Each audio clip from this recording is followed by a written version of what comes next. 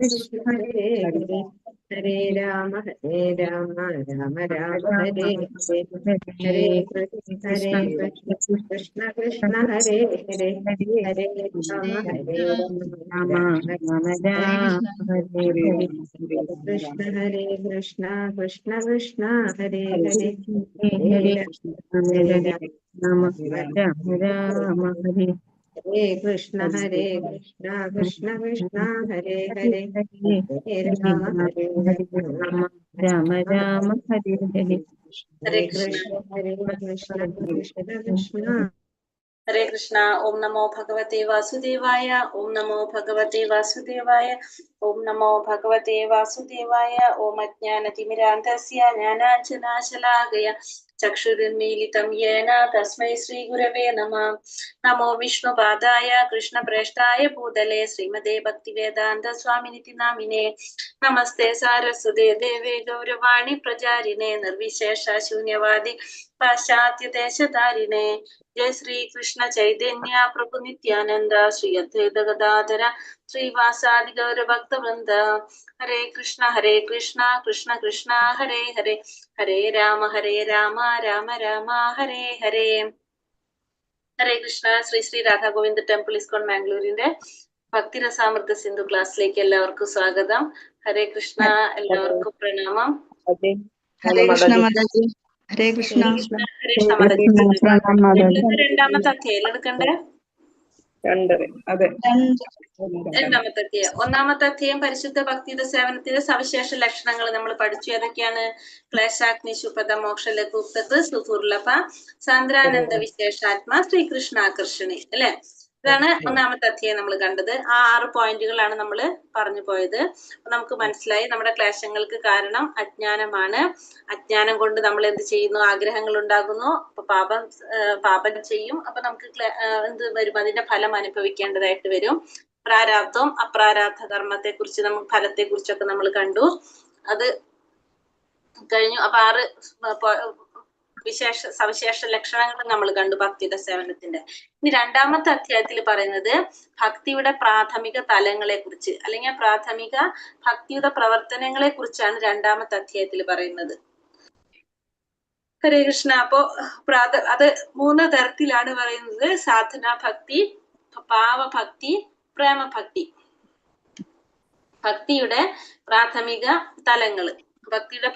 തലങ്ങള്. അധ്യായം 2. ശ്രീ ശ്രീ രാധാ ഗോവിന്ദ് കി ജയ്, ശീല പ്രഭുപാദ് കി ജയ്. അപ്പൊ ഭക്തിയുടെ 3 തരം, ഭക്തിയുടെ സേവനം 3 ആയിട്ട് തരം തിരിച്ചിരിക്കുകയാണ്. അപ്പൊ ഭക്തിയുടെ 3 തലങ്ങൾ എന്ന് പറയുന്നത് സാധനാ ഭക്തി, ഭാവഭക്തി, പ്രേമഭക്തി. ബുക്കില് സാധനാ ഭക്തിക്ക് അനുഷ്ഠാനം എന്നാണ് കൊടുത്തിരിക്കുന്നത്. ഭാവഭക്തിക്ക് പരമാനന്ദം, പ്രേമഭക്തിക്ക് ഭഗവാനോടുള്ള പരിശുദ്ധ പ്രേമം. ഇങ്ങനെ. അപ്പൊ സാധനാ ഭക്തി എന്ന് പറഞ്ഞ അനുഷ്ഠാനത്തിൽ, ഭാവഭക്തി പരമാനന്ദത്തിൽ, ഭഗവാനോടുള്ള പരിശുദ്ധ പ്രേമം എന്ന് പറയുന്നതാണ് പ്രേമഭക്തി കൊടുത്തിരിക്കുന്നത്. അപ്പൊ സാധന, ഭാവം, പ്രേമം, ഇതാണ് 3 തരത്തില് ഭക്തി പറഞ്ഞത്. അപ്പൊ ഇതില് നമ്മൾ ഇന്നലെ പഠിച്ച ആ ഭക്തിയുടെ സേവനത്തിന്റെ സവിശേഷ ലക്ഷണങ്ങള്. ക്ലേശാഗ്നി ശുഭത, ഈ 2 കാര്യങ്ങളാണ് നമുക്ക് ഏതിൽ കിട്ടുന്നത്? സാധനാ ഭക്തിയിൽ എത്തുമ്പോ, സാധനാ ഭക്തി എന്ന് പറയുമ്പോൾ നമുക്ക് ഏത് 2 കാര്യങ്ങൾ അനുഭവിക്കാൻ സാധിക്കും? അതിന്റെ ഗുണങ്ങൾ കിട്ടും. ക്ലേശാഗ്നിയുടെയും ശുഭതയുടെ, അത് ക്ലേശാഗ്നി എന്ന് വെച്ചാൽ നമ്മുടെ ക്ലേശങ്ങൾ ഇല്ലാതാക്കുന്നു, എല്ലാ വിധത്തിലുള്ള മംഗളങ്ങൾ നൽകുന്നു. അതാണ് നമുക്ക് ഏതിലൂടെ കിട്ടുന്നത്? സാധനാ ഭക്തിയിലൂടെ കിട്ടുന്നത്. ഭാവഭക്തി സ്റ്റേജിലേക്ക് ആവുമ്പോൾ നമുക്ക് 4 കാര്യങ്ങൾ കൂടി കിട്ടും. ഏതൊക്കെയാണ്? ക്ലേശാഗ്നി, ശുഭതയും, മോക്ഷ ലഘുക്തകൃ സുദുർലഭ. അപ്പൊ ഈ 4 കാര്യങ്ങളും കൂടി ഏതിൽ വരും? ഭാവഭക്തിയിൽ വരുമ്പോ. പ്രേമഭക്തിയിൽ എത്തുമ്പോ നമുക്ക് എന്ത് കിട്ടും? ഈ 6 കാര്യങ്ങളും കിട്ടും. ക്ലേശാഗ്നി, ശുഭത, മോക്ഷ ലഘുക്തകൃ സുദുർലഭ സാന്ദ്രാനന്ദ വിശേഷാത്മ ശ്രീകൃഷ്ണാകർഷണി. ഈ 6 നമുക്ക് എവിടെ അനുഭവിക്കാൻ പറ്റും? പ്രേമഭക്തിയിൽ എത്തുമ്പോ അനുഭവിക്കാൻ സാധിക്കും. അപ്പൊ സാധനാ ഭക്തിയിൽ എന്ന് പറയുമ്പോൾ നമുക്ക് 2 കാര്യങ്ങളെ കിട്ടുള്ളൂ. ഏതൊക്കെ? ക്ലേശാഗ്നി, ശുഭത. ഭാവഭക്തിയിൽ എത്തുമ്പോ നമുക്ക് അടുത്തത് 2 കൂടി വരും. മോക്ഷ ലഘുക്തകൃ സുദുർലഭ. പ്രേമഭക്തിയിൽ എത്തുമ്പോ പിന്നത്തെ 2 കൂടി വരുമ്പോ ഏത് വരും? സാന്ദ്രാനന്ദ വിശേഷാത്മ ശ്രീകൃഷ്ണാകർഷണി. അപ്പൊ ഈ 6 നമുക്ക് കിട്ടുന്നത് ഏതിലാണ്? പ്രേമഭക്തിയിലാണ് കിട്ടുന്നത്. അപ്പൊ ആദ്യത്തെ സാധനാ ഭക്തിയിൽ ആദ്യത്തെ 2 കിട്ടുന്നു. ഭാവഭക്തിയിൽ ആദ്യത്തെ 4 വരും. പ്രേമഭക്തിയിലാകുമ്പോ 6 വരും. ക്ലിയർ ആയോ എല്ലാവർക്കും? ഹരേ കൃഷ്ണ. ക്ലിയർ ആയി. ഇനി ഈ ഭക്തിയുടെ സേവനം എന്ന് പറയുന്നത് ഒരാളുടെ പൂർവ്വജന്മത്തിന്റെ ഒരു തുടർ പ്രക്രിയയാണ് എന്ത് ഭക്തിയുടെ സേവനം. അതുമായി മുൻ ബന്ധങ്ങളില്ലാത്ത ഒരാൾക്കും ഭക്തിയുടെ സേവനത്തിൽ ഏർപ്പെടാൻ സാധിക്കില്ല. സാധാരണ ഭക്തിയുടെ സേവനം എന്ന് പറയുന്നത് പൂർവ്വജന്മത്തിൽ നമ്മൾ ചെയ്ത ഒരു പ്രക്രിയയുടെ തുടർ പ്രക്രിയയായിട്ടാണ് എന്ത് പറയുന്നത് ഭക്തിയുടെ സേവനം എന്ന് പറയുന്നത്. പക്ഷേ അങ്ങനെ ഒരു തുടർച്ച ഇല്ലെങ്കിലും ഒരു ഭക്തന്റെ നിർദ്ദേശം അനുസരിച്ച് നമ്മൾ ചെയ്യുകയാണെങ്കിൽ, ഭക്തിയുടെ സേവനം ഭക്തിയോടുകൂടി അനുഷ്ഠിക്കുകയാണെങ്കിലും അതെന്ത് ചെയ്യും, സ്വീകരിക്കപ്പെടും. അതിലൂടെ നമുക്ക് പുരോഗതിക്കാനായിട്ട് സാധിക്കും. സാധാരണ പറയുന്നത് അതെന്താണ്, തുടർ പ്രക്രിയയാണ്. പക്ഷെ അങ്ങനെ അല്ലെങ്കിൽ പോലും ഒരു ഭക്തന്റെ നിർദ്ദേശം അനുസരിച്ച് നമ്മൾ പ്രവർത്തിക്കുകയാണെങ്കിലും നമുക്ക് പുരോഗതിയിലെത്താനായിട്ട് സാധിക്കും. ഇനി ഒന്നാമത്തത് സാധനാ ഭക്തി എന്ന് പറഞ്ഞാൽ എന്താണെന്നാണ് പറയുന്നത്. നമ്മുടെ എല്ലാ ഇന്ദ്രിയങ്ങള്, സംവേദന ഇന്ദ്രിയങ്ങളെല്ലാം തന്നെ ഭഗവാന്റെ കൃഷ്ണന്റെ സേവനത്തിന് വേണ്ടി ഉപയോഗിക്കുക. അതാണ് എന്ത് ഭക്തിയുടെ സേവനത്തിൽ അനുഷ്ഠാനം വെച്ചാൽ സാധനാ ഭക്തി. സാധനാ ഭക്തി എന്ന് പറഞ്ഞാൽ നമ്മുടെ എല്ലാ ഇന്ദ്രിയങ്ങളും ഭഗവാന്റെ സേവനത്തിന് വേണ്ടിയിട്ട്, ഭഗവാന്റെ തൃപ്തിക്ക് വേണ്ടി ഉപയോഗിക്കുന്നതാണ് എന്ത് സാധനാ ഭക്തി എന്ന് പറയുന്നത്. ഈ സാധനാ ഭക്തി എന്ന് പറയുന്നത് മൂന്നാമത്തെ വരി പാരഗ്രാഫ് വായിക്കാം. നമ്മുടെ ഉള്ളിൽ കുടികൊള്ളുന്ന ഭക്തിയുടെ സേവന ശേഷി വികസിപ്പിക്കുവാൻ നാം ആഗ്രഹിക്കുമ്പോൾ അതിന് ചില ക്രമങ്ങളും ചിട്ടകളും ഒക്കെ ആവശ്യമായിട്ട് വരും. ആ രീതിയിൽ പ്രവർത്തിക്കുമ്പോൾ നമ്മിൽ ഉറങ്ങിക്കിടക്കുന്ന ശക്തി ഉണരാൻ സഹായകമാകുന്നതാണ് സാധനാ ഭക്തി. അപ്പൊ നമ്മള് സാധനാ ഭക്തി എന്ന് പറഞ്ഞാല് നമ്മുടെ ഉള്ളിൽ, എല്ലാവരുടെ ഉള്ളിലും എന്തുണ്ട്, ഭഗവാനോടുള്ള ഒരു മനോഭാവം, ഭഗവാനോടുള്ള ഒരു ഇഷ്ടം എല്ലാവരുടെ ഉള്ളിലുണ്ട്. പക്ഷെ അത് ചിലവരിൽ എന്താണ്, അത് ഉറങ്ങിക്കെടുക്കാണ്. അപ്പൊ അങ്ങനെ വരുമ്പോ അതിനെ ഉണർത്താൻ വേണ്ടിയിട്ട് ചില ക്രമങ്ങളും ചിട്ടകളൊക്കെ നമുക്ക് ആവശ്യമായിട്ട് വരും. അതിനു വേണ്ടിയിട്ട് നമ്മൾ പ്രവർത്തിക്കുന്നതാണ് എന്ത് സാധനാ ഭക്തി എന്ന് പറയുന്നത്. ഇപ്പൊ നമ്മുടെ ഉള്ളില് നമുക്ക് എന്താണ്, എല്ലാവരുടെ ഉള്ളിൽ എന്തുണ്ട്, ചില ഭഗവാനോടുള്ള ഒരു സ്നേഹം അല്ലെങ്കിൽ ഭഗവാനോടുള്ള ഒരു സേവനം ചെയ്യാനുള്ള ഒരു മനോഭാവം എല്ലാവരുടെ ഉള്ളിലുണ്ട്. പക്ഷെ അത് എല്ലാവർക്കും അറിയാൻ സാധിക്കുന്നില്ല. പക്ഷെ നമ്മള് അത് ഉണർത്തേണ്ടതായിട്ട് വരും. ചിലരുടെ ഉള്ളിൽ അത് നമുക്ക് ഉണർത്തേണ്ടതായിട്ട് വരും. അതിനു വേണ്ടിയിട്ട് ചില ക്രമങ്ങൾ അല്ലെങ്കിൽ ചില ചിട്ടകളൊക്കെ ആവശ്യമായിട്ട് വരുന്നതാണ് എന്ത് സാധനാ ഭക്തി എന്ന് പറയുന്നത്. അപ്പൊ എല്ലാവരുടെ ഉള്ളിൽ അത് ഉള്ളതാണ്. പക്ഷെ അത് നമ്മൾ എന്ത് വരേണ്ടി വരുന്നത്, നമുക്കത് ചിലപ്പോ അത് ഉണർത്തേണ്ടതായിട്ട് വരുന്നു. അതിന് ഉദാഹരണം പറയുന്നത്, ഒരു ശിശു നടക്കാൻ പഠിക്കുന്നു. ശരിക്കും പറഞ്ഞു കഴിഞ്ഞാൽ ആ ശിശുവിന്റെ നടത്തം നമ്മൾ ആരും പഠിപ്പിക്കുന്നതല്ല. ഓൾറെഡി ആ ശിശുവിന്റെ ഉള്ളിൽ എന്ത് വാസനയുണ്ട്, നടക്കാനുള്ളൊരു വാസന ഓൾറെഡി ഉണ്ട്. നമ്മൾ എന്തേ ചെയ്യുന്നുള്ളൂ, ആ നടക്കാൻ തുടങ്ങുന്ന ശിശുവിന്റെ കൈ പിടിച്ച് പതുക്കൊന്ന് പ്രാക്ടീസ് ചെയ്യിക്കുന്നു, അല്ലെ, പരിശീലനം കൊടുക്കുന്നു. പിന്നെ ആ കുട്ടി എന്ത് ചെയ്യും, തന്നെത്താനെ നടക്കും. നടക്കാൻ സാധിക്കാത്തൊരു കുട്ടിയാണെങ്കിൽ നമ്മൾ എങ്ങനെ പരിശീലനം ചെയ്താലും ആ കുട്ടിക്ക് നടക്കാൻ സാധിക്കുമോ, ഇല്ല.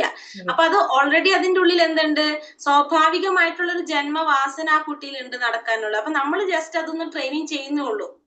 അതാണ് എന്ത് ഈ സാധനാ ഭക്തി എന്ന് പറയുന്നത്. മനസ്സിലായോ എന്താണ് സാധനാ ഭക്തി എന്ന്? അപ്പൊ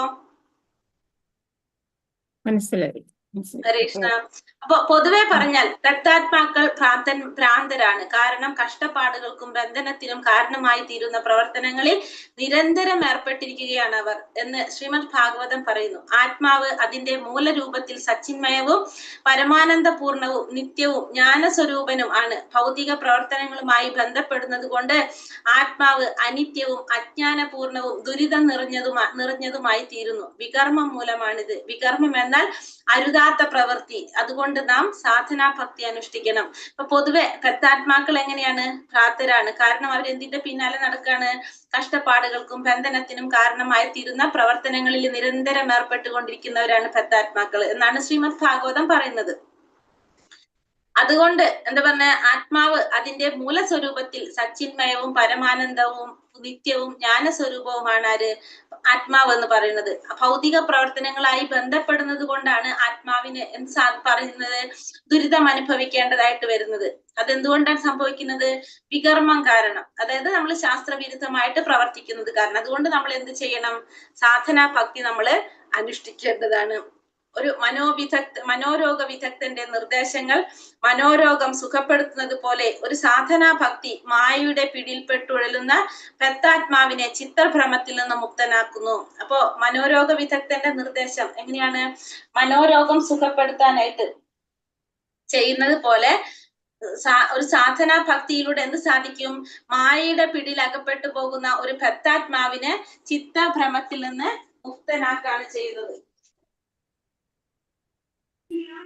മനസ്സ് കൃഷ്ണനിൽ കേന്ദ്രീകരിക്കുന്നതിനുള്ള മാർഗവും രീതികളും ശിഷ്യന് പറഞ്ഞു കൊടുക്കുക എന്നത് ഒരു ആചാര്യന്റെ അല്ലെങ്കിൽ ഒരു ആത്മീയ ഗുരുവിന്റെ കടമയാണ്. ഇതാണ് സാധനാ ഭക്തിയുടെ തുടക്കം. അപ്പൊ സാധനാ ഭക്തി തുടങ്ങുന്നത് എങ്ങനെയാണ്?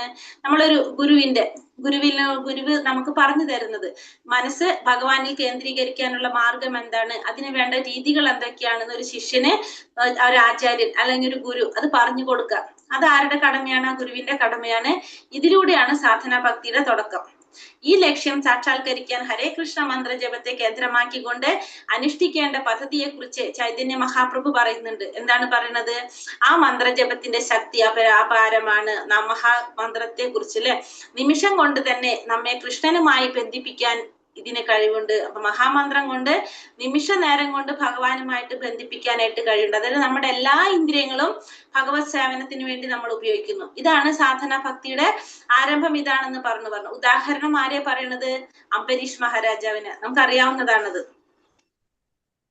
ഇനി സാധനാ ഭക്തി. അപ്പൊ സാധനാ ഭക്തി രണ്ട് തരത്തിലുണ്ട്. വൈദ്യ സാധനാ ഭക്തി, രാഗാനുഗ ഭക്തി. വൈദ്യ സാധനാ ഭക്തി എന്ന് പറഞ്ഞാൽ വിധിപ്രകാരമുള്ള സേവനം. അതായത് ഭഗവാനുമായി ആത്മബന്ധമോ നൈസർഗികമായ പ്രേമയുദ്ധ സേവനമോ ഇല്ല. ഒരു ഗുരുവിന്റെ നിർദ്ദേശപ്രകാരം, ആ ശാസ്ത്രങ്ങളിൽ പറയുന്ന പ്രകാരം, ഗുരു പറയുന്നതനുസരിച്ച് നമ്മൾ ചെയ്യുന്നു.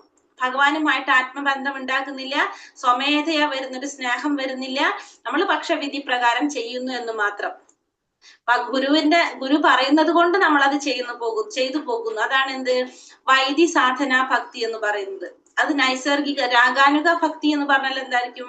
രാഗാനുഗ സാധനാ ഭക്തി എന്ന് പറഞ്ഞാൽ അത് സ്വമേധയാ വരുന്നത്. നമ്മൾ ഈ വൈദ്യ സാധനാ ഭക്തി ചെയ്ത് നമുക്ക് സ്വമേധയാ തന്നെ നമ്മൾ ചെയ്യുന്നു. നമ്മള് ഇപ്പൊ ഇവിടെ വൈദ്യസാധന ഭക്തിയിൽ എന്താണ്? ഗുരു പറയുന്നത് കൊണ്ട് നമ്മൾ രാവിലെ മംഗളാരതിക്ക് അറ്റൻഡ് ചെയ്യുന്നു, ഭാഗവതം ക്ലാസ് കേൾക്കുന്നു, നാമം ജപിക്കുന്നു, അതൊക്കെ ഗുരു പറയുന്നത് കൊണ്ട് ചെയ്യുന്നു. രാഗാനുഗ സാധന ഭക്തി ആകുമ്പോ ആരും പറയാതെ തന്നെ നമ്മൾ ഇഷ്ടം കൊണ്ട് നമ്മൾ ചെയ്യാം. ഭഗവാനോടുള്ള ഒരു ഇഷ്ടം കൊണ്ട് നമ്മൾ പ്രേമത്തോടു കൂടി, ആ ഭാവത്തോടു കൂടി ഭഗവാന് സേവനം ചെയ്യുക. അതാണ് എന്ത്? രാഗാനുഗ സാധന ഭക്തി. നൈസർഗിക ഭക്തി, സ്വമേധയാ ചെയ്യുക.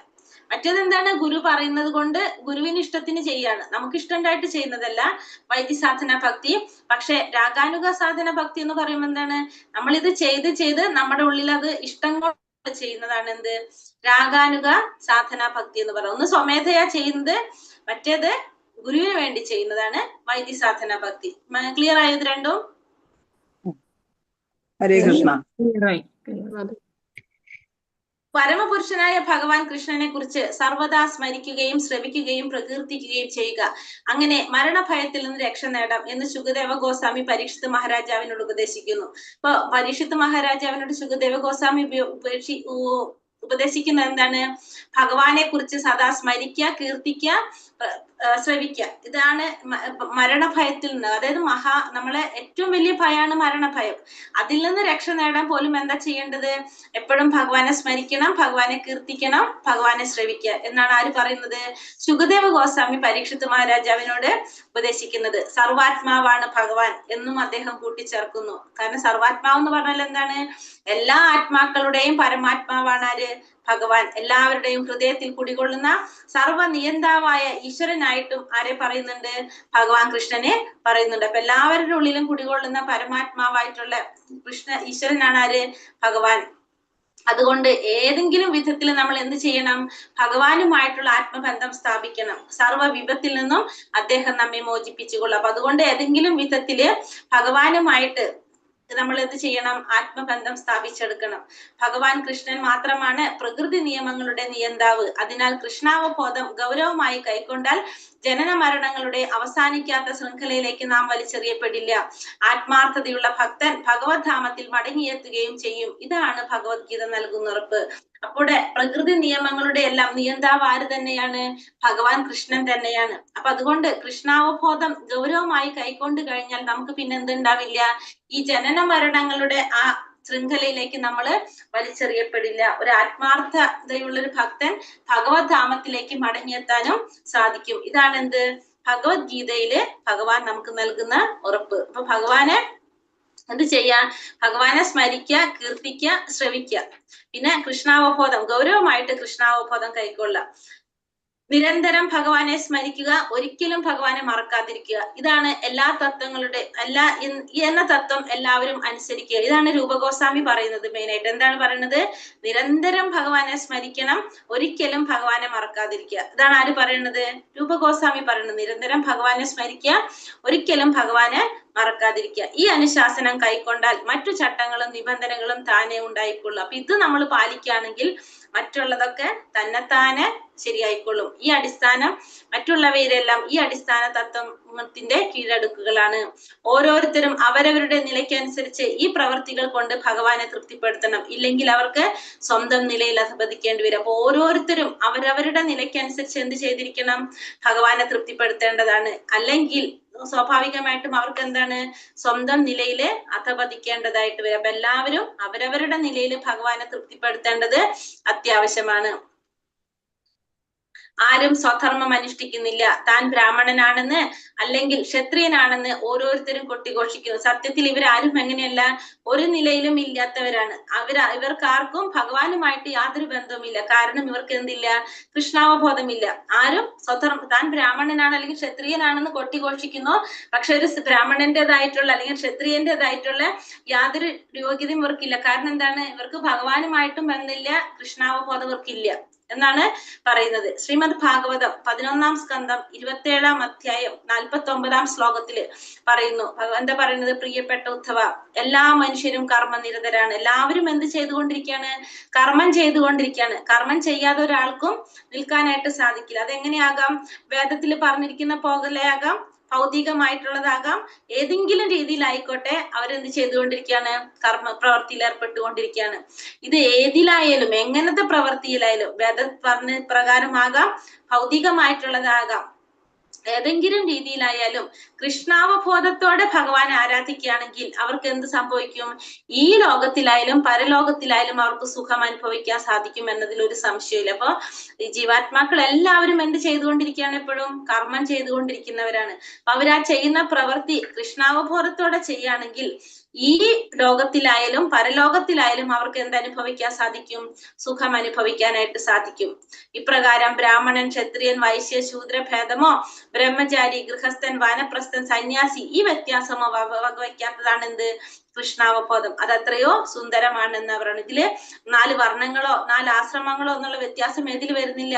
കൃഷ്ണാവബോധത്തില് വരുന്നില്ല. ഓരോരുത്തരും അവരവരുടെ തൊഴിലേർപ്പെട്ട് ജീവിക്കട്ടെ. ഒപ്പം തന്നെ എന്തും ചെയ്യണം? കൃഷ്ണാവബോധത്തോടെ ഭഗവാന് വേണ്ടിയിട്ട് ആ ചെയ്യുന്ന കർമ്മത്തിന്റെ ഫലങ്ങൾ ഭഗവാന് സമർപ്പിച്ചുകൊണ്ട് ചെയ്യുക, ഭഗവാനെ ആരാധിക്കുക. അങ്ങനെയാണെങ്കിൽ എന്താണ്? എല്ലാവർക്കും സന്തോഷവും ശാന്തിയും കൈവരിക്കാനായിട്ട് സാധിക്കും. അപ്പൊ എല്ലാവരും അവരവരുടെ കർമ്മങ്ങൾ ചെയ്തേ പറ്റൂ. പക്ഷെ നമുക്ക് എന്ത് പറ്റും? കൃഷ്ണാവബോധത്തോടെ ചെയ്യാൻ പറ്റും. അല്ലെങ്കിൽ അതിന്റെ കർമ്മത്തിന്റെ ഫലങ്ങൾ ഭഗവാന് സമർപ്പിച്ചുകൊണ്ട് ചെയ്യാൻ പറ്റും. അങ്ങനെയാണെങ്കിൽ ലോകത്തിൽ എല്ലാവർക്കും എന്ത് സാധിക്കും? ശാന്തിയും സമാധാനവും സന്തോഷവും കൈവരിക്കാനായിട്ട് എല്ലാവർക്കും സാധിക്കും.